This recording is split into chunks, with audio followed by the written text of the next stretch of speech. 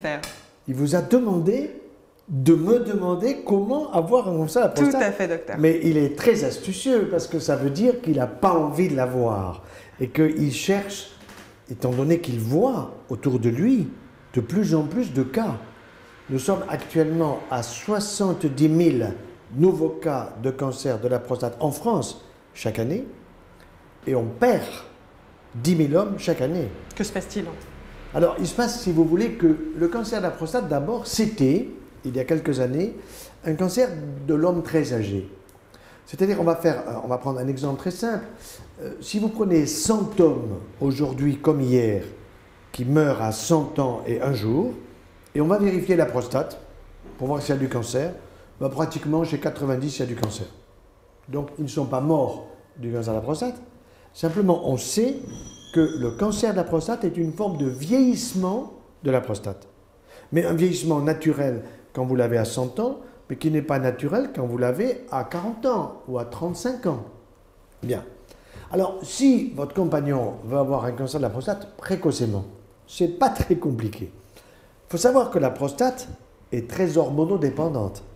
Comme le sein de la femme est hormonodépendant des estrogènes et de la progestérone, eh bien, la prostate de l'homme est dépendante de la seule hormone fabriquée par les testicules de l'homme qui s'appelle la testostérone. Bien. Donc, pour qu'il développe un cancer de la prostate, il faudrait, surtout s'il est jeune, eh bien qu'il prenne de la testostérone en plus de celle qu'il fabrique avec ses testicules. Ça s'appelle le dopage. Quand un jeune homme prend du dopage pour faire du vélo, pour faire de l'athlétisme, pour faire du bodybuilding en particulier, pour faire du muscle, eh bien, la plupart du temps, il ne le sait pas, il prend des hormones. Quand je dis D, c'est une.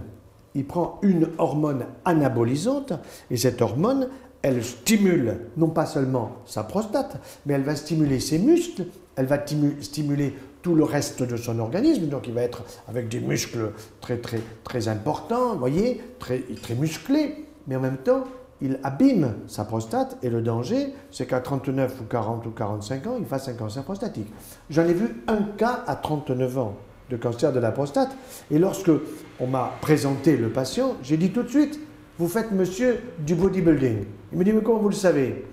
Parce qu'on ne peut pas avoir un cancer de la prostate à 39 ans sans prendre des hormones qui sont dangereuses pour soi-même. Bien.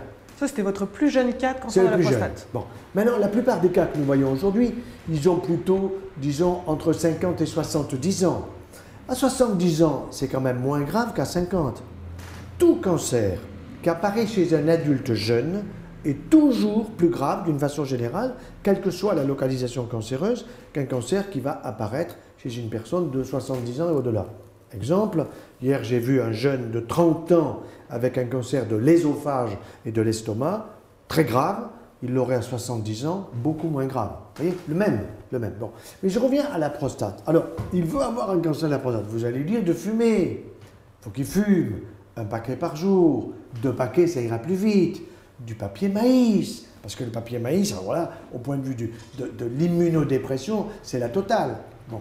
Donc là, il y a tout ce qu'il faut au point de vue du bureau de tabac pour trouver ça. Bon. Deuxièmement, il faut qu'il soit fort.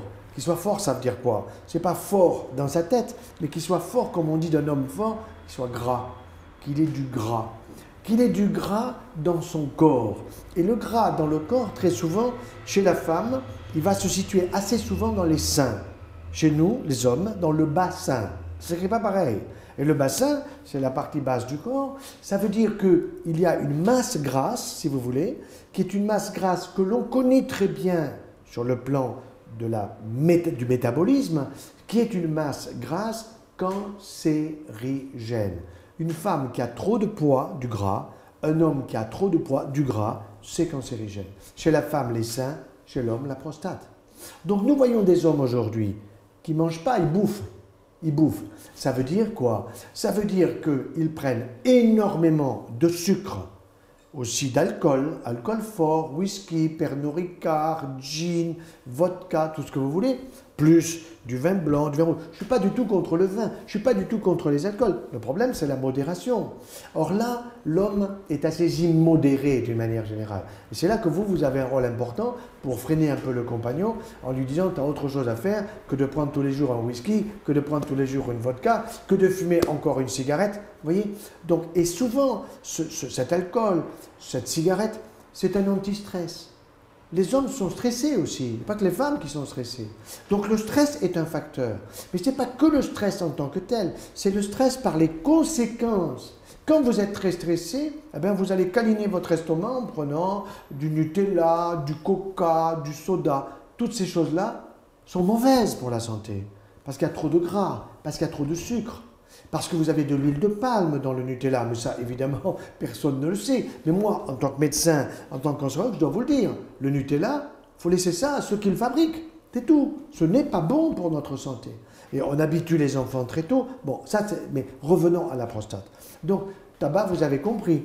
Bon, avoir du gras, du sucre, ça veut dire consommer beaucoup de fromage. Vous savez qu'il y a 24 milliards de litres de lait par an que l'on obtient en trayant les vaches.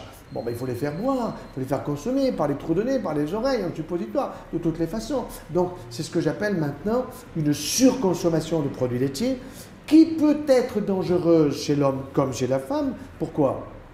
Parce qu'il y a là-dedans, figurez-vous, des facteurs de croissance dans le produit laitier qui sont destinés à l'animal pour lequel le lait est destiné.